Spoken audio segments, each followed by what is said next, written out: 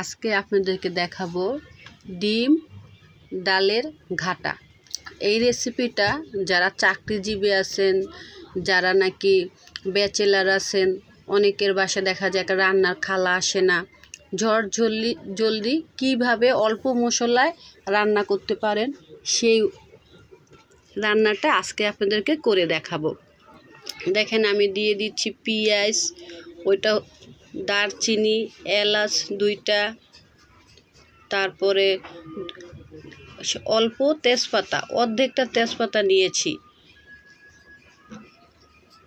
সাথে কিন্তু একটা রসুন কুচিও দিয়েছিলাম, খেয়াল করেছেন কিনা। 2টা শুকনো মরিচ দিয়ে ভালো করে নেড়ে চেড়ে নিব। গরম তেলের মধ্যে মশলা আর এই শুকনো মরিচটা দিলে গ্যারানটা খুব সুন্দর আসে। অল্প মশলায় দেখবেন তরকারিটা কি করে স্বাদ হয়। ভালো করে নেড়ে চেড়ে তরকারিটা গরম হয়ে যখন মশলাগুলো কষানো হয়ে আসবে, দিয়ে দিব সামান্য পরিমাণ পানি। আর এই পানিটা হলো আমি আগের থেকে কিন্তু ডাল সিদ্ধ করে রেখেছিলাম। এটা হচ্ছে মরিচ, লবণ, হলুদ, এগুলো দিয়ে ভালো করে কষিয়ে নিব। যখন এটা কষানো হয়ে যাবে, একদম দেখবেন ঝোলটা যখন মাখু মাখু হয়ে আসবে, তখন আপনি কি করবেন, একটা ডিম দিয়ে দিবেন। সারাদিন চাকরি করে এসে বা ব্যাচেলার অবস্থা, তখন আর রান্না করতে ইচ্ছা করে না, তখন আপনি ঝটপট করে এটা রান্না করে ফেলবেন। এক চুলায় ডাল সিদ্ধ দিয়ে দিবেন আর আরেক চুলায় বসে বসে এটা করে ফেলবেন। একটা ডিম ভেঙে দিয়ে দিলাম আমার মশলাটার ভিতরে।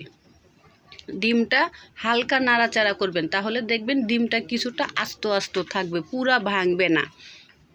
ডিমটা পুরা যখন মিলে যাবে, মিলানোর পরে এই যে আমার সিদ্ধ করে ডালগুলা দেখেন আমি সিদ্ধ করে রেখেছিলাম এই চুলায়। তারপরে মশলা কষানো হলে, এরকম তেল উঠা হলে আপনি দিয়ে দিবেন সেই সিদ্ধ ডালটা। দিয়ে একটা সুন্দর করে নেড়ে চেড়ে 5 মিনিট লাগবে আপনার বলক আসতে, কারণ এখানে আমি কোনো বাড়তি পানি ব্যবহার করি নাই, আমার সিদ্ধ ডালের পানিটাই আমি দিয়েছি। আর এই পানিটা দিয়ে আমি মশলা কষিয়েছি, এইটা দিয়ে আমি সম্পূর্ণ রান্নাটা কমপ্লিট করেছি। একদিন আশা করি ট্রাই করবেন, ভালো লাগলো অবশ্যই এটা আমাকে কমেন্টে জানাবেন। ঝটজলদি